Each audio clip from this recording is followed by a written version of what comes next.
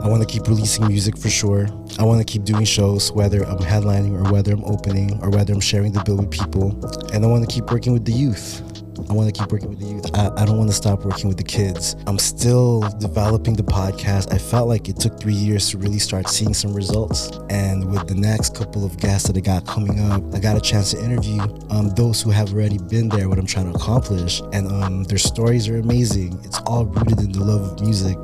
It can only take one jerk to throw off your vibe and to throw off your mood. It's happened to me before, and I still encounter it to this day. But I think I'm getting better at it because I can't please everybody, Paco. Welcome to the Paco's Place podcast. Visit abateservices.com for fast medical transcription service. This episode is brought to you by Dr. Lourdes Capulong, specializing in general and cosmetic dentistry. And the podcast will begin in 5, 4, 3, 2, 1. Ladies and gentlemen, live at Paco's Place. Big round of applause. Marlon Daito. MD. My stage name is really Marlon D, but thank you. Marlon D. But my government name is Marlon Daito. But thanks for having me, man. So I'm honored to be how here. do you want it to appear sa baba, sa lower third? Marlon D. Yes, that'd be cool. But you can call me Marlon. Or D. No, just kidding. So what was the goal? Like a while ago I asked you, do you do beats? And you said Yes. you rap. Yes. When did this come about? I started writing rhymes when I was 10 years old. Why? Because I started to become a fan of hip hop. I left the Philippines in 1995, and I arrived in Oxnard when I was 10 years old. And Who was happening when you were 10? so I just want to give you your props. I just want to say, yo, intro boys. I just want to say in 1995, when me and my sisters were about to leave the Philippines, Intro Voice was the band that was blowing up. Yeah. And we were big fans. I'm honored to be here, man. My sister's a big fan. Thanks for having me. Shout out to your sister. Shout out to Joyce. She loves you guys. And when I did Mayfest, I was so excited. I had to text my sister and my cousins. Oh. Man, mad respect to everything you guys done, man. Thank you. For real, I'm honored to be here. Wow. Marlon D. Yeah. So you were 10 in 95. Yes. Who was happening with regard to hip hop dito sa States when you came?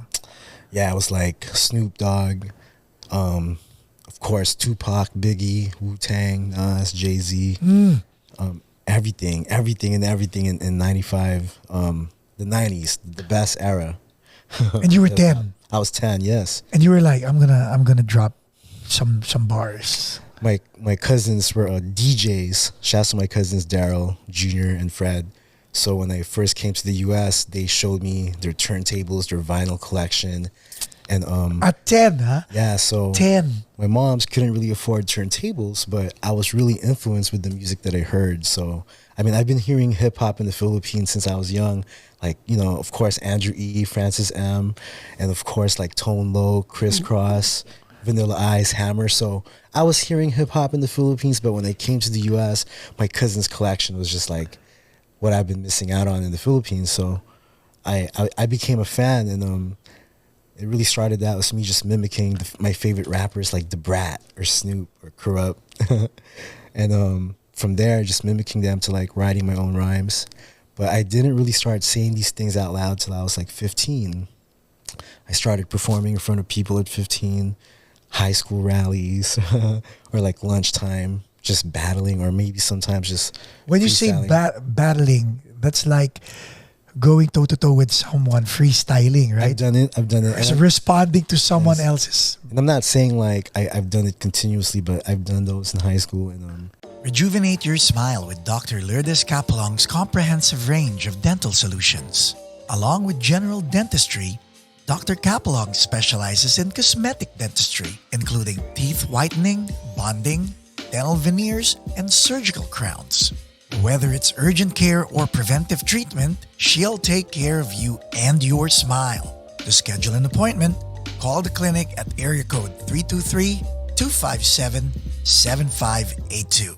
And then from there, I just started releasing my own albums on the beginning of 2005. I started like releasing my own mixtapes. and started doing shows nonstop and releasing my own albums and mixtapes since 2005. Dropped my first album in 2006, and I've been an opening act for like a lot of hip hop underground acts when they come to Southern Cali. I've been an opening act for so many years, and I still am, you know. And I opened for Intro Voice, and made pass. That's when I knew I was doing something right. Damn, Yeah. God. I'm on the same show as Intro Voice. Damn, I had to same call stage. My sister. Yeah. I had to text my sister, and I never text her for no shows. I never tell her like what shows I'm doing. But for that one, I was like, I had to text my cousin in the Philippines, like, yo, you're not gonna believe this, bro. Mad respect to you guys, man. You guys are an influence to me, an inspiration. Hell yeah. I'm glad you're here. Wait, did you drive from Oxnard? I live in San Diego now, but I grew up in Oxnard. So San Diego is about what, 170 miles away from here, right? It's about an hour and a half from here during the night. But I left during rush hour, so. But just so that the people in the Philippines and anywhere in the world who go by kilometers know this, it's about what? About 100 plus miles. So if it's 100 miles na lang is 160 kilometers. Yeah. So that's about Manila to Tarlac. Just in case you guys want to know sure. how far Marlon D drove just to be here. It's all good. I'm happy to be here, man. It's all good. Damn. I'm honored to be here. What's you said like you'd release your own mixtapes And my own albums, yeah. What's the latest song you have out on stream? So my latest project is now available on mcmarlond.bandcamp.com. I dropped a mixtape called Daito mixtape, and my whole catalog from 2005 to now is also available there. My albums and mixtapes, but my last album that's available now on all streaming platforms, it's called The Orphan. I dropped it on November 2022. 22 songs. 22 songs? Yes. I dropped 22 songs on that one. And then for the Daito mixtape, I dropped 17. And the mixtape's purpose is like, I usually just, I put out a free mixtape in between albums just for people to have something to hear while I'm working on the next one, you know? So I've been busy pushing that. I was going to say, now, you've been busy doing this. 17 songs, 22 songs, Bandcamp. I had an epiphany at 10. Decided to pursue this on your own. Why? Because hip hop made me feel good. It made me feel happy. I'm a huge fan of the music. I'm a fan of music first before I became an artist. But I started doing it when I was young because it made me feel good. It made me feel happy, and there was something healing about hip hop or about writing or performing music. There was just something healing about it that every time I did it, I felt like I needed to do it, you know? Like, what was going on in your life back then? This guy's good, man. I'm telling you, man. I was watching all the interviews. This guy's good. You're good, you. Remember that, like the movie by De Niro, like Billy Crystal? Nah, you're very, very good, you. You're very, very good, you. Nah, this guy's good, man. Hell yeah. What was going on in my life? Well, when I arrived in Oxnard, it was like, so me and my sister was born in the Philippines. Mom and dad split up, and I was like maybe 8 or 9. So after they split up, mom moved to Oxnard. Her family was already living in Oxnard because my aunties and my grandparents have been here since like the 70s. Are you the younger sibling? I'm the youngest, yeah. Okay. So ate and you? I got 2 sisters. 2 sisters. Okay. If I'm 39, they're like in their mid-40s. Yeah. So don't throw them under the bus. I'm sorry. I'm sorry. No, they're good people. I'm sorry. No, they're good. They're gonna kill me when they see this shit. I love them to death. But yeah. So you guys went with mom. So mom moved first in 1994. She left the Philippines. Then me and my sister stayed for that 1 year behind, and we didn't really get our petition papers fixed till like 95. So a year later, me and my sisters followed. My dad stayed behind after the breakup. You know. You weren't asking questions. What was going through your head? This guy's good. We asked you what was off the table. So what was going on in my head, I wasn't asking too much questions when it happened. But as a young kid, I already knew that they weren't getting along. So I'll stop you there. I wasn't that surprised, you know. And the reason why I'm trying to emphasize this is so that couples or husbands and wives who think their 10-year-old or 9-year-old kid doesn't have a clue what's going on. Don't fool yourselves. Kids are not stupid. Yes, for sure. And if I knew what was going on, my older sisters definitely felt the vibe. Right? They weren't getting along. So when they split up, it wasn't that big of a surprise. But mom becoming a single parent out here in the U.S., 3 kids on her own, it wasn't easy. She did her best, worked 2-3 jobs. She was a teacher. Oh. My mom's a teacher. I love her to death. And she did her best. What happened to Dad? Dad's back in the Philippines. I love you too, Pop. Dad's in the Philippines, He's, it's crazy. Sometimes we see parts of ourselves in our fathers, But I'm in a place in my life where I've forgiven Dad and Mom for whatever happened. Yes. Not saying that I'm completely healed, because that's BS. But we've been having a better relationship lately. All of us, So growing up, it's a work in progress. But amen. That's good. But we're a better spot. We're in a better place, the best place we've ever been. Yeah. So rap music, hip hop music helped you. That was like therapy for you to express yourself. It was. To this day, it still is.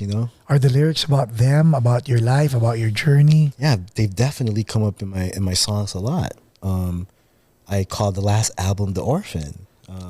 I know a lot of people ask me why would you call it that? Yeah, why? Because sometimes in this life, I probably do feel like that. Where, of course, Mom had 3 jobs. 2. Yeah, 2. She was a teacher, but she was also a caregiver during the weekends. Yeah. So you grew up with what? Your siblings and your lola? I got 2 sisters. My cousins were around. My uncles were around too, but they didn't live with us. It was just me, my mom, and sisters. So when your mom was gone, it was just the sisters taking care of you. Yeah. Yes. Yeah. And you had questions when you were a kid, diba? Well, I didn't question much what was happening between Mom and Dad, but between you and life, sino kausap mo? That's a good question. That's a good question. Probably didn't have too many to turn to for guidance. And I don't want to say like my mom didn't try, but she was there to guide me as much as she can. But being a single parent with probably 2-3 jobs, it was probably hard. It was probably you can't take it on Mom. She wasn't home too much, right? And my cousins were big influences as big brotherly support. My uncles were male figures too. But I think to connect hip hop, I probably turned to that to fill all the void that was missing. And I probably look at these hip hop artists as like subconsciously I was getting game from them, like as if they were my bigger brothers and bigger uncles, older uncles. Like the bars, what was being said. I probably like what Tupac meant to me, what he rapped about, like when Tupac would talk about poverty and being poor and single mom, like when he was saying that shit, I was like, damn, dude, like that's exactly how I feel. And he's saying it for me. Or when Eminem would talk about it, just, but yeah, I'm undergoing through a lot of therapy at the moment. And I've been for the past 3-4 years to kind of unpack a little bit. Cause, yeah, man, therapy's good. Huh? I need it. I mean, I know I need it. Right? I mean, cheers. Cheers. Cheers, dog, for real. Yeah, because people deny themselves that people deny themselves the freedom that therapy brings. Agree, disagree. There are people who are embarrassed to admit that they need to go to therapy. I was too, but then What made you? COVID. When I first started, it was really COVID during 2020, where I do behavior therapy for kids with autism. So when COVID happened, everybody got laid off, and for a while from the school district, we all got laid off. So there was some time to kill, and too much alone time and too much time to kill. I think it gave me anxiety, a little bit of depression. So that's when I started seeking out therapy because, you know, shit, I had insurance, it covered it, you know. So But you seeked it out. Marlon. I knew I needed help. Okay. Yeah. Let's amplify this. You knew you needed help. Yes. You seeked it. Yes. During COVID, my brother probably needed help. He ended up killing himself. Damn, dog. My deepest condolences, man. Thank you. So mental health is really that's big on me. How do you encourage our audience? Let's not wait until later, but what's the conversation like between you and yourself and between you and the people around you? If someone needs to go to therapy, how should they address that to themselves first?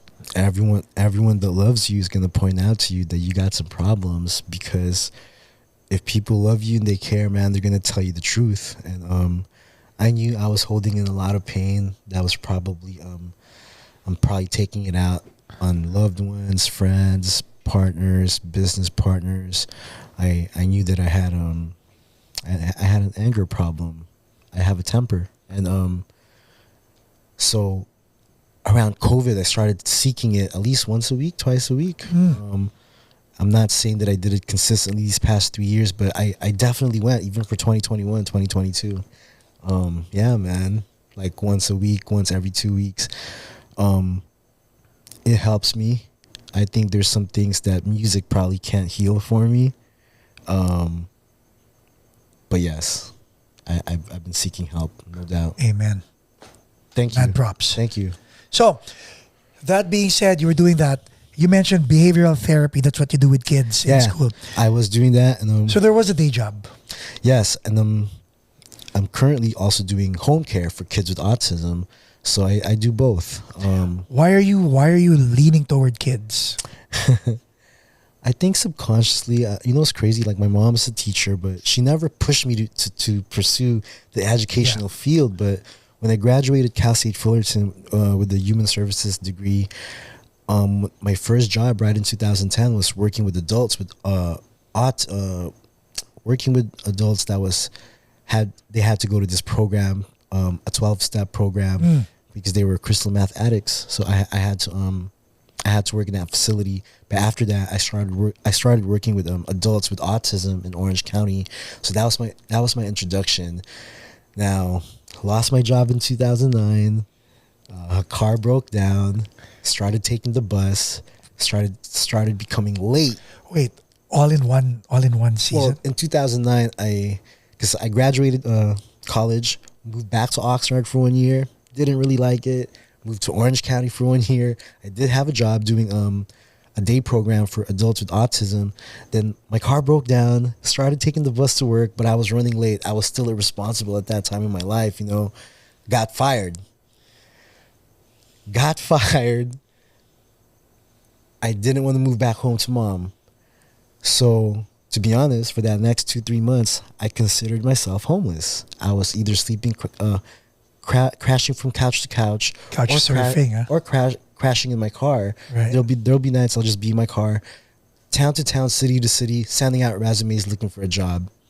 Until 2010, I sent out a resume, and it was this company in South SD that was hiring people to do behavior therapy for kids with autism in the El Cajon school districts in San Diego. I took the interview. There was nothing else going on in my life anyway. Shit, I took the job, and I've been in SD ever since for like 14 years now. You know, I learned on the job how to work with kids with autism. I mean, I had no experience prior, but as soon as I learned how to work with kids in the school setting and the house setting, I just started learning how to love it, man. And I've been in San Diego since. And when I'm not working, I'm doing shows. Okay, so when you moved to San Diego, what was the conversation with your mom and your sisters? They were like, shit, you're jobless. You better take it. You better take it, motherfucker. What you mean you're not going to take it? God damn it. You're not going to sit in my motherfucking crib and just eat all the rice up in this motherfucker and the Vienna sausage, and you're not going to take it. You better take it. That's what my mama said. You know what I'm saying? So I took it. The F-bombs? Huh? No. Am I allowed to cuss? Yeah. You're allowed to be So- you. I had a broken down 1998 Civic that my older sister passed to me. It broke down. Hold on. Go ahead. Before you throw your sibs under the bus. huh? Nah, Did they pass it on broken down or did you break it down after they passed it on? it probably got broken down gradually. The head gasket was so fucked up. I remember 2009, I'll never forget. I had no AC, no stereo system up in that motherfucker, man. The windows, you couldn't even roll down. And then by the time I had to like really move to San Diego, I didn't even have a car that was working. I would take the train there. I sold that Civic for $500.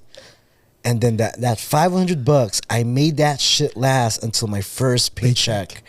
And I got a room for rent in South SD. And from there, dog, I've just been in San Diego hustling, you know. Major reset, right, Marlon? Major that was a reset. chapter. That was crazy. I can't believe that. Let's talk about that. Let's talk about 2009. Crazy hard times. Yeah. But I've been through it, man. So looking back at 2009, that was a humble moment in your life, right? Shit. Yeah, man. I didn't want to turn to family. I was like, I'm gonna just thug it out. Like if I'm jobless, I'm jobless, but I'm not gonna go back home jobless. And for about 2-3 months, I was living like that. And until I landed one, I felt like God saved me on that one, gave me a purpose, a new job, gave me a whole new job. Like, and I did it till about COVID. Then when COVID happened, I left the school districts and I've just been doing home care, which I like. It's at the home setting, but we're still working on behaviors, working on how to, we're working on social skills. Yeah, you yeah. know?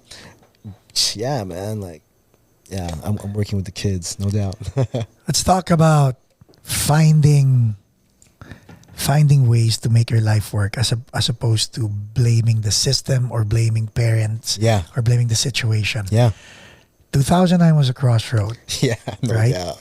You were like, Fuck 2009. right. But then again, without 2009, it'd probably still be irresponsible. Yeah, that had to happen. You're right. That Right? had to happen, dog. That taught me some responsibility for sure. So how did you win each year after that? So 2009, $500, no car. No car. And then what happened? How did you build your life after that? I started like just working 2 jobs So focus lang talaga. until I finally got a down payment on the car. I was taking the bus for a while though Yeah. before all that went down. Okay. Taking the bus for a while. How long was for a while? Shit, The reason why I'm yeah. dissecting this is because you're telling your story in a way that's an aesthetic, wherein people can't feel the grind, but taking the bus for a while, there's a daily grind to that. The bus will not wait for you. Yeah, I think I did it for like a couple months in San Diego. You have to wake up at a certain Oh time. yeah. Be ready and at the bus station Yeah. at a certain time. Damn, you're taking me back, dog. I have That to was take you back, that was yeah. some crazy times. I had to get up at 6 a.m. to catch that in the corner, and I was living in Mira Mesa at the time, but I had to get to El Cajon. Which is how many minutes away? Shit, that's 40 minutes without traffic driving. So with the bus, it's more than an hour. It's 3 hours, dog. Every day, one way. I did that for a couple weeks, and I would take the trolley. Sometimes I would have to take the trolley. Trolley's more of to like a little South train, SD. right? Like, yeah. And until I finally saved up for a down payment, and I just started working 2 jobs in San Diego. What was your mindset? My mindset is all I have is myself, and I have to survive in San Diego. So working 2 jobs every day, and I'm still surviving, dude. Did you complain in your head? There was no time for that. Shit, I had a car payment, I had rent. I was determined to make it work in San Diego. And music Yeah. took what? You know what's funny? I never took a break from music. Really? The only time I did take a break was maybe for a year and a half. When I dropped my album in 2017, I think after I was hitting the road for that album, I'm gonna be honest, Paco. Like, you know, you've been in the music industry. You know what you know what, this takes a toll on your soul. Yeah, because you're putting it out there, putting your heart out there, and it took a toll on me. You know, on the music industry. I took a break and I started taking some acting classes, and I started doing theater, and I started doing some independent films, and I did that for about a year and a half, and then in 2020 I decided to get back into it again, but then the pandemic happened. And then all the shows were canceled for like a year and a half. But then I stayed busy. I met people like Mick that would like put me on some online shows. I was in the studio. I was just making a lot of music, and I made about 100 songs during COVID era. And I would release mixtapes and albums every five months. So I try to stay busy. I'm sorry if I didn't answer your question. No, you can answer it now. What is it again? What is it again? So, music, right? I was asking, did it take a back seat? Apparently not, right? So you were doing your job. Yeah. You were doing the commute. At the same time, you were saving money, but you were creating music all the way to 2017. Yeah. And then after that, took a break. Took a year and a half of a break from doing shows. Right. But I never stopped going to the studio. I only took a break from doing shows for a year and a half. And when I was about to get back into it again, COVID happened. And then as soon as the venues opened up, I started like doing shows again. It's been about 2 years now since the venues opened up. How about the whole theater thing? Did you like it? Yeah, man. Shouts to a community actors theater in San Diego. I did about 11, 12 plays. I did some Shakespeare. Look at you. Yeah. I did some Shakespeare, and I also did some plays where I played the lead role of a screenplay writer who was alcoholic, but he had to go to LA to try to pursue his dreams, but his alcoholism got the best of him. It's called A Place and Time, so I got a lead role in 2021, and some supporting roles, but I want to give shouts to Anna Barreto. That was my first full-length feature. We had her on the pod also. I had a small role in The Year I Did Nothing. Direct. Maybe about 7 lines in Tagalog. Look at that. So I pursued some acting, and I'm still pursuing it now. I'm not auditioning as much because I've been really busy on the road doing shows and just been I've been in the studio. So I still want to do acting, but I've just been focused on music. But what's the goal with regard to your music? How far are you going to take this? You know what? As far as like 2023 and beyond, just to be independent and releasing it on my own terms, and booking my own shows and making sure I'm in complete full control. I'm content with that. And I was just telling somebody the other day, I don't care about a big following. I just care about the right following. Right. I spent a lot of years focusing on, I came into a conclusion, Paco, like, I can't please everybody. So I'm going to start making music for those who I do please. And I don't want to make it sound like a cult following because it sounds like a religion, but the loyal supporters, I still believe that good music will travel through word of mouth. With all the social media and technology, I still believe in like doing shows and building with the fans, connect with I hate to say fans, supporters, connecting with the peoples and shaking hands. And that's how you build a long lasting following. And I'm still on that grind. I'm still doing shows once or twice a week, and I'm still releasing projects on an annual basis, yearly. If I'm not dropping an album, I'm definitely dropping a mixtape. And I also started the podcast these past 3 years. Let's talk about that. I want to hear that. Yeah, man. MD Podcast. I started it October 2020. Where can we find it? It's on Apple Music, Spotify, Apple Podcasts. If you guys follow me on Instagram at MDLands, you guys click on my link tree, you'll see all the links where you can find it. It really started out as me interviewing my fellow hip-hop artists that I met on the road doing shows. But then me being in the mental health field, I also started interviewing people who are in the social work field, mental health field. But also being a Filipino American, I was interviewing my fellow Filipino American business owners, artists of all genres. It gave me time to stay busy when all the shows were canceled. But I drop an episode every Friday night. I'm on season 9. Season 9. I'm on probably 169 episodes deep. I drop one every Friday night, and I'm really excited for season 9. I got some people that I really look up to that's on it, and I gotta get you on it. You gotta get me on. I gotta get Mike on it. You gotta get Mike on. And not on the same episode though. I definitely got to get you on, man. Your story is amazing too. Yeah. So this podcast, when you started it, Yes. you see, this is how I'm seeing you right now. Yeah. You'll think of something, you'll take action, and you'll see it through. Yeah. And here's the beauty, and I hope people are picking up on this. You mentioned you've accepted the fact that you're not gonna please everyone, Yes, I can't. but you're after those loyal supporters who are, true to the message. Yeah, I just want you. I like to make music because it makes me feel good and happy. Whether it's music or the podcast. Yes, and I just like to create, and it's there for everybody to like or not like, and I just want to make. I want to make it for me first, and it's not gonna come out till I like it, and like I'm just honored that people even like it, and I'm still getting booked for shows, and like it's like hard grind. You know how it is, Paco. Like you've done it big. Yeah, up to now, you did it big. You did it big, and you're still doing it big. So now that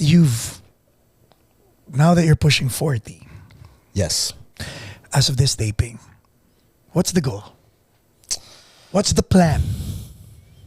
Marlon D. I want to keep releasing music for sure. I want to keep doing shows, whether I'm headlining or whether I'm opening or whether I'm sharing the bill with people. And I want to keep working with the youth. I don't want to stop working with the kids. I'm still developing the podcast. I felt like it took 3 years to really start seeing some results. And with the next couple of guests that I got coming up, I got a chance to interview those who have already been there, what I'm trying to accomplish. And their stories are amazing. It's all rooted in the love of music. But this music thing, dito medyo, you're kind of very protective. But that doesn't block me from critique. People still critique me to this day, or even probably judge it. Especially being How do you Filipino. take it when they critique or when they judge? I have 2 ears and it works, so I hear them. Sakit, no? Sometimes it hurts.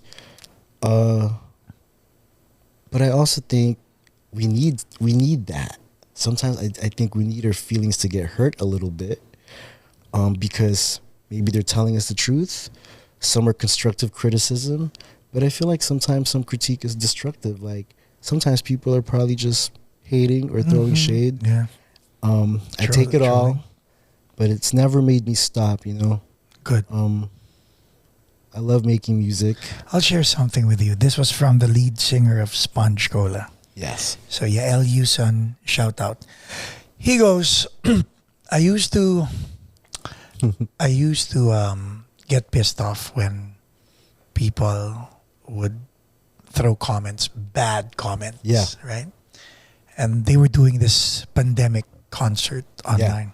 And there were thousands of people saying nice things, nice comments on the stream. And one person actually said one derogatory remark. Yes. And he wanted to pounce on that person. Yes. But he caught himself from doing it and actually reminded himself if he was going to spend energy, he was going to spend it saying thank you to the thousands who complimented and ignore the one person who gave him a critique that probably doesn't work. Does that work? Do you think that advice can work for you or for other people? What do you think? Yeah, I think it can only take one jerk to throw off your vibe and to throw off your mood. It's happened to me before, and I think I still encounter it to this day. But I think I'm getting better at it because I can't please everybody, Paco. That's true. But I'm reflecting on what you said and like how come you haven't taken in the role of being the headliner. You know what I learned about this life in this music industry? To really have a solid team around you, you need it. You need a team around you. And I've had those. I've had teams come and go in my life. I think the responsibility of throwing, organizing, booking, the show, the ticket sales, the responsibility of doing that is daunting. It is. Sometimes I just want to be an artist. and doing and being an opening act has got me so many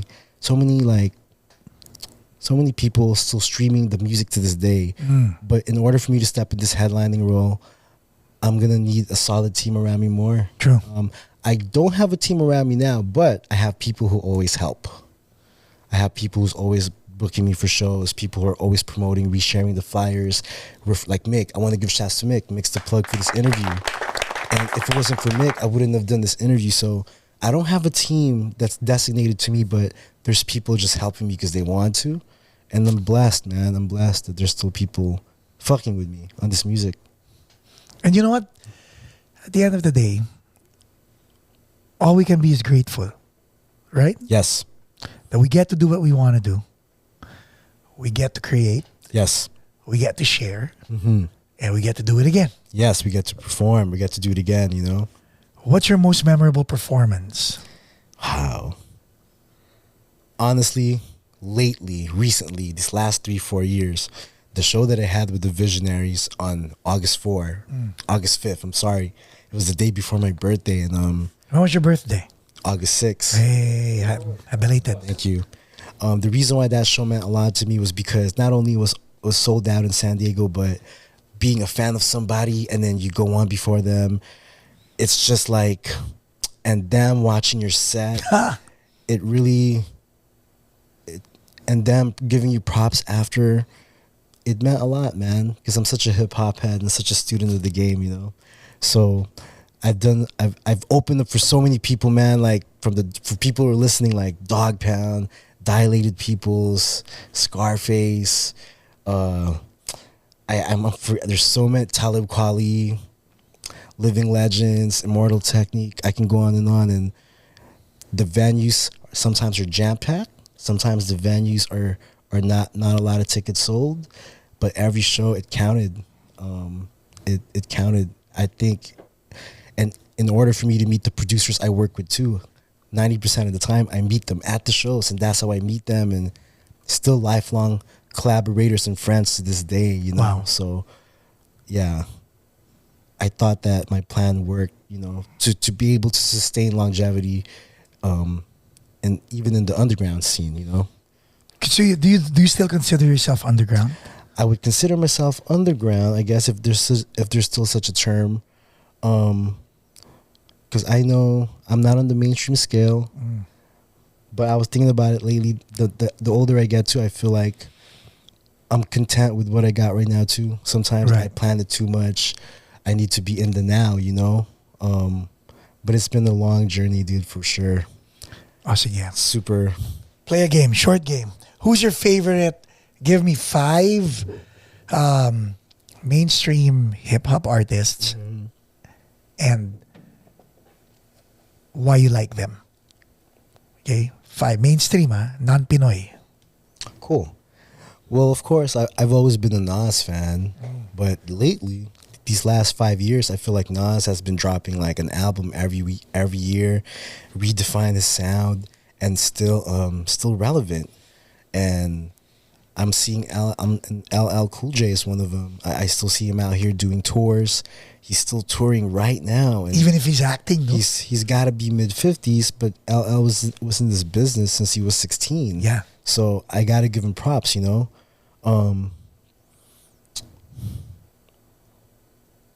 I got to give props to Ice Cube and Snoop. I think Ice Cube and Snoop is still relevant, and they never stop. Like, I'm impressed with longevity. Those who are still doing it to this day, I think that's something to honor. And with hip hop turning 50, they're still doing it. And if I can add another one, Common.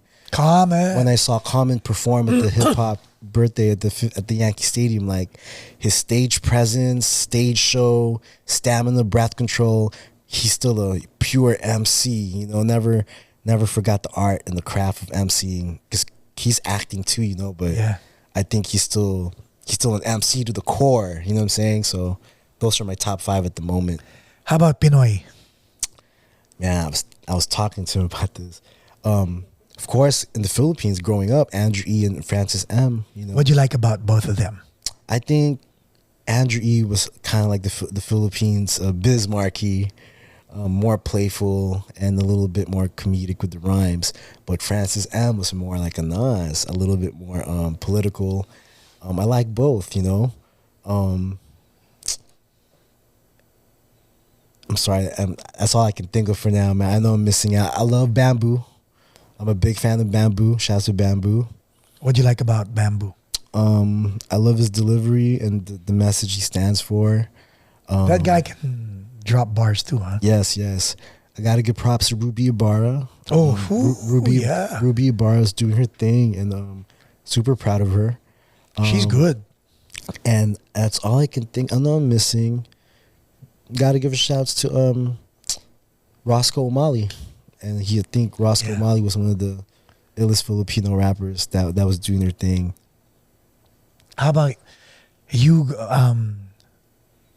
distributing songs or reaching out to people in the Philippines? Have you considered? Yes, you know what? My friend Post Break Melody is actually a DJ in Manila right now, and he's been producing for me for the past 3-4 albums, and whatever I send him, he's been playing it out there at the clubs he's been spinning at.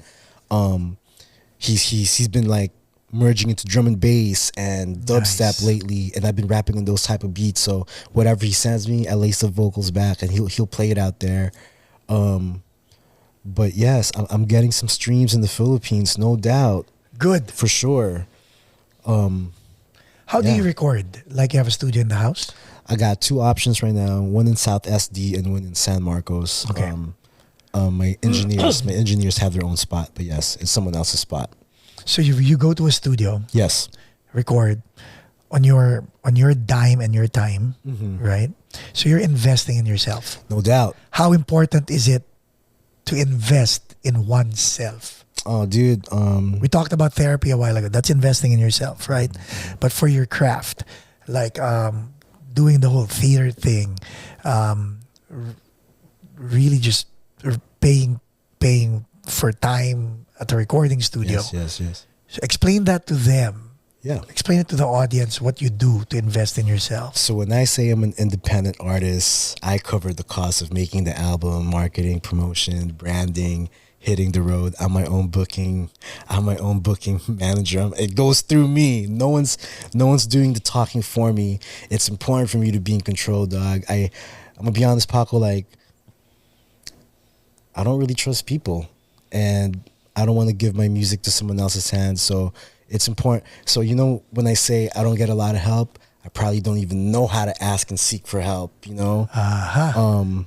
But I've been juggling it all. Everything's going through me. And I do have people who help me out, don't get me wrong. I got somebody making my graphic design, my flyers. As far as production team, I've been releasing albums on my own since 2005 to now. So the albums and the mixtapes, production, recording, mixing, mastering, I take care of all that.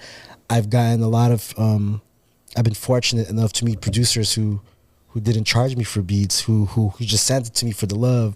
I've been fortunate enough to have studio time where they didn't charge me for studio sessions, and I did that for a lot of my time in this indie scene. But I did have to pay at some point, and I have been paying at some point. You know, the more you invest, the more it sounds better. And investing in my merchandise, T-shirts, just pressing it up all on my own. You know, mailing my own copies of the CDs to people. Yeah, for sure. Stickers, pressing up stickers. Yeah, man. And then how much? Music videos, investing in the music videos, editing it. Yeah, that too. And talent fee doesn't cover for all of that. Right? Your talent fee doesn't cover for all of that. And I hope people understand this. People think like us in the music business, if we're starting, if we're DIY, it's not that I hate it when people go approach us for free tickets or free merch. It's like they have to know what goes on behind what we do so they can respect the product when we put it out there. Yes. After you make the project, you can't sit on your ass. You got to hit the road. You got to do shows. It's like this, man. Like the work doesn't really stop. No. So in order for us to sustain and to keep our sanities, it's important to take breaks. I've taken it a year and a half, you know, and the COVID gave me a little, you know, breaks are needed in order for you to keep going in this music business for real, you know. You driving here, Yes. that's an investment in yourself. Oh also. yeah, for sure. So For sure. The driving every weekend on the road, it's like I'm living on the road, you know, like I would do shows in the Ventura County, like in Santa Maria, then drive back to San Diego the same day. damn. I've done, you know, I've flown out to New York, New Jersey. I've flown out to Phoenix to do shows. I've driven to Oakland, up and down Southern Cali. I've opened for members of the Wu-Tang Clan, you know, just KRS-One. It's been a journey being in this underground scene. What would It's been a happen? journey, for real. Question lang. What would happen if we get a bar Yeah. and do a hip hop night with independent hip hop artists like yourself? Let's do it. No. My question is, before we do it, do you think people will attend? And I'll tell you why. A friend of mine, there were 15 hip hop artists. You know how many people came to watch? 15. Yeah. 15 hip hop artists. Only 15 people came to watch. It happens, yes. Yep. Why? Where is the support? Was it promoted right? Was there enough promo going in behind it? According to them, yes. Did the artist push it? Did they make promo videos about it? Was there Instagram reels to push it? So you're telling me if all those things you said were in place, there would have been more than 15 people I think we need 3 months. to watch 3 months the least. DIY artists. Yeah, I think 3 months the least Okay. is what you need for good promo. The flyer I think the flyer needs to drop 3 months prior to the show. And besides posting it, you got to do personal invites. And it shouldn't fall on the artist to promote the show. I think the promoters got to do a great job too. And it's a hit or miss, Paco. You know how it goes. It's a hit or miss. You know, like sometimes the venues are super packed, and sometimes it's empty. You know, people flake out, say they're gonna come and they don't. Yeah, man, it's up and down. It's crazy. But I know you have thick skin because you've been in the industry. I didn't always have thick skin, but I think it's given me thick skin. Yeah, man. I've been booed. I've been sometimes you know, we were talking, sometimes people don't get to go on. Yeah. Sometimes my set got cut. Sometimes the sound system wasn't right. But I don't really give up easily. Yeah, I don't really give up easily. I do take breaks though, but I get back at it again, you know. Advice. Give me an advice. Or not me, but me and everybody watching and listening. If we're a kid and we have this in our head to drop bars to create music, what advice would you give us? If the kids want to start writing music, Or doing the path that we actually took a step with?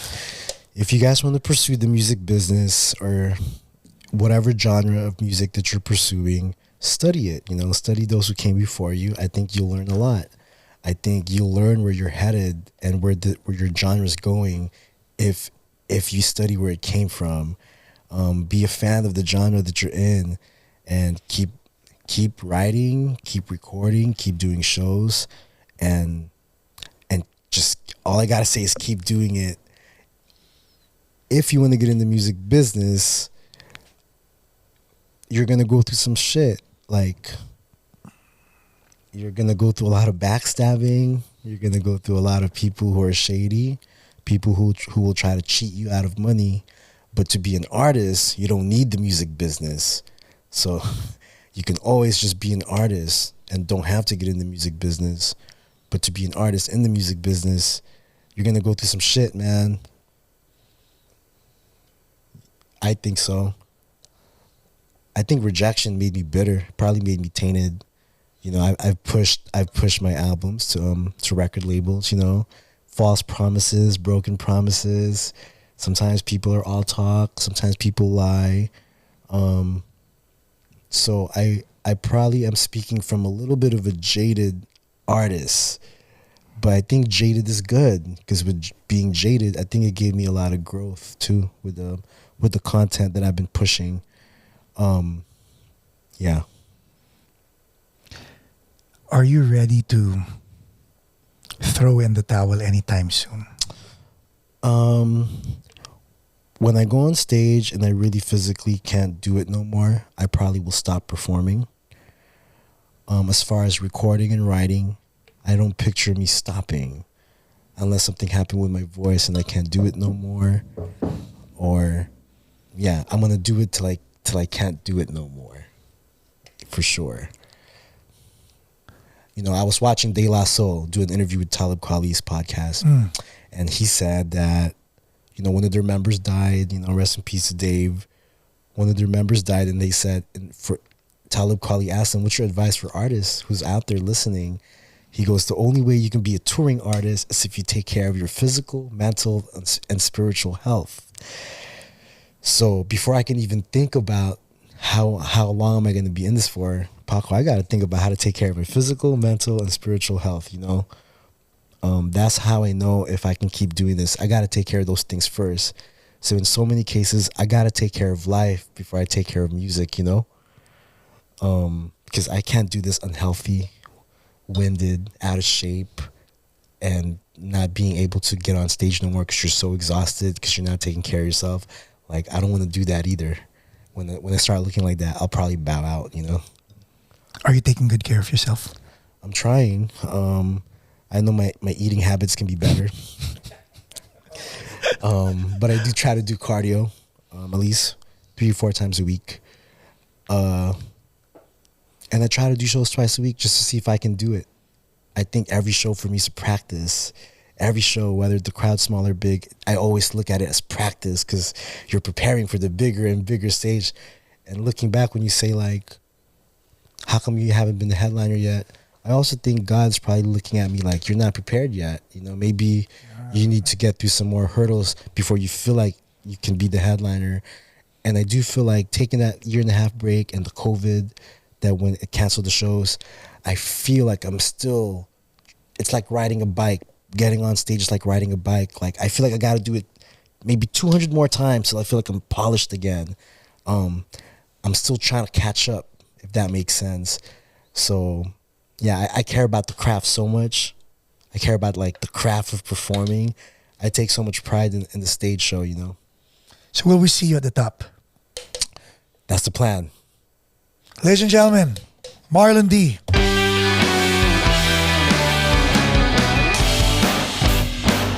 Thank you, dog. Don't forget to like, subscribe, and we'll put details on Marlon D's IG link tree, and everything else in the description. Don't forget to support his podcast as well and his music. Hey, that's what we live for.